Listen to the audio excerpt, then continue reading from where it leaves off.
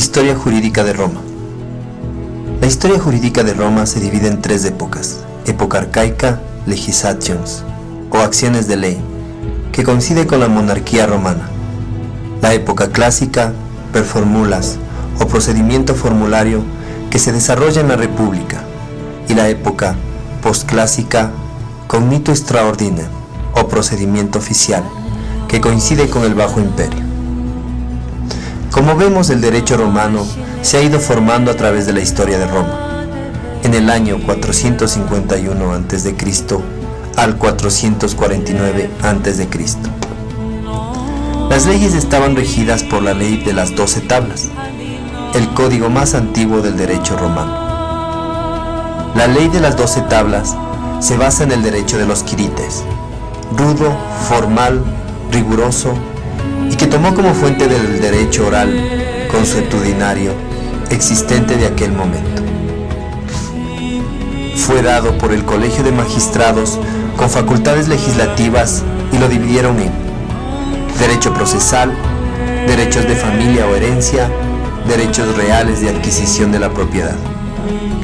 La ley de las 12 tablas recoge la ley del talión, pero mejorada, es decir, quien ha roto o ha amputado un miembro a otro, si no llega a un pacto con él habrá que someterse a la ley del ojo por ojo y diente por diente.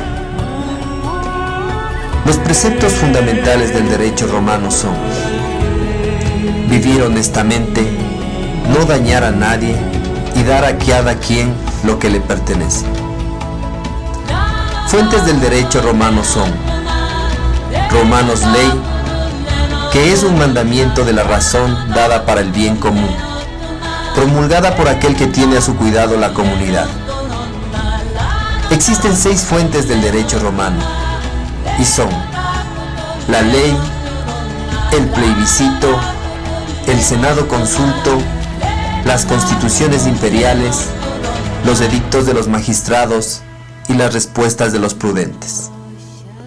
Al hablar de ley, es la resolución aprobada por el pueblo, constituida por la reunión de los patricios y los plebeyos en una asamblea denominada comicios.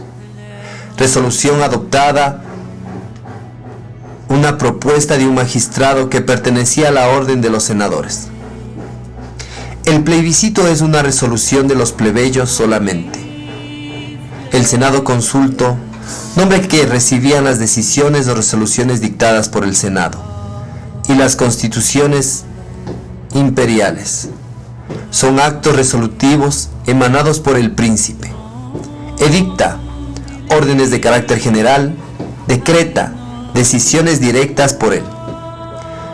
Ciudadanos y no ciudadanos. Toda persona que era esclava no era libre. Sin embargo, existían diferencias muy importantes en la condición de las personas libres. Podemos subdividirlas en ciudadanos y no ciudadanos, en ingenuos y libertinos. El ciudadano. El ciudadano gozaba de todos los beneficios que constituía el ius civitatis, que era el derecho de ciudad.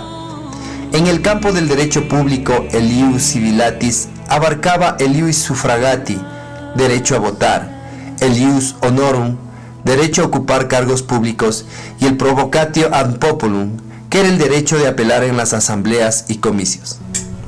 En el campo del derecho privado tenemos el ius connubium, es decir, el derecho de contraer justas nupcias, y el ius commercii, el derecho de comercio para transferir y transmitir la propiedad según el derecho civil. Los no ciudadanos. Los no ciudadanos no tenían estos derechos, estaban en una situación de bárbaros, los que no tenían ningún contacto con Roma, de enemigos o de peregrinos, que eran habitantes de las provincias romanas. El derecho romano. El período republicano de los romanos propició que las leyes romanas estuvieran basadas en una idea de equilibrio entre derechos y deberes de los ciudadanos en los aspectos fundamentales, privados, públicos, laborales, familiares, etc.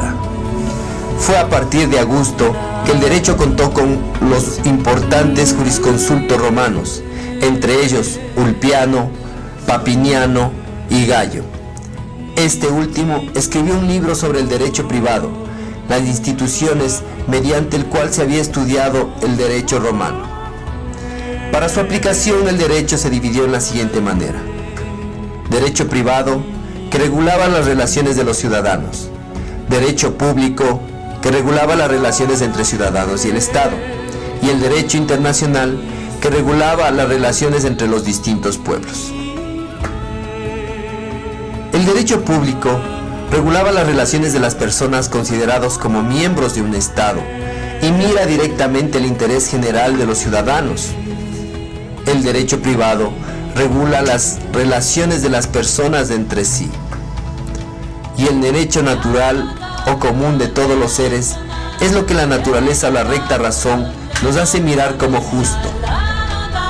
Los derechos privados son facultad de contraer matrimonio según el ius civili romano, facultad de realizar negocios jurídicos e índole patrimonial, de adquirir la propiedad romana, de hacer testamento con las formas romanas, de figurar como heredero, legatario o testigo, derecho a la propiedad legítima, derecho de testar y heredar y el derecho de tutela, derechos políticos, derecho electoral en los comicios, derecho de aspirar a las magistraturas romanas, derecho de los padres de familia de dar culto a sus dioses domésticos, el derecho de servir en el ejército,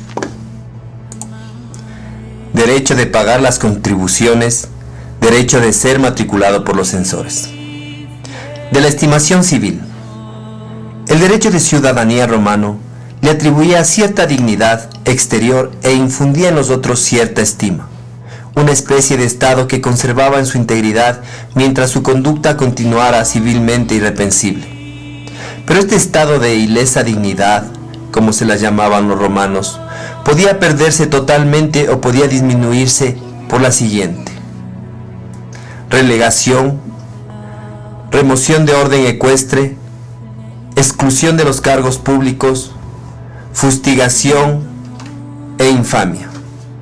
La infamia llevaba consigo lo siguiente: la pérdida de los derechos políticos, ordinariamente la capacidad de postularse, es decir, de estar en juicio como procurador o mandatario de otros, y de intentar acciones de interés público. En un principio, solo podían ser ciudadanos romanos los que habitaban en el territorio urbano. En el siglo I a.C. se extendió la ciudadanía romana a toda Italia, ya que en el siglo II después de Cristo, el emperador Caracalia nombró ciudadanos a todos los habitantes del imperio. Los únicos sujetos de derecho con toda plenitud y extensión eran los que reunían estas condiciones: ser libre, ciudadano romano y no estar sujeto a ninguna otra autoridad familiar. Así los pater familias son los únicos romanos con plenitud de derechos, cosa que no ocurría con sus hijos, aunque hubieran llegado a la mayoría de edad, mientras viviera el padre, de cuya autoridad dependían. La mujer romana no gozaba del ius suffragati ni del ius honorum. La situación jurídica de los esclavos fue variando a través de la historia de Roma. En época primitiva eran escasos y su situación era parecida a la de los hombres libres trabajadores.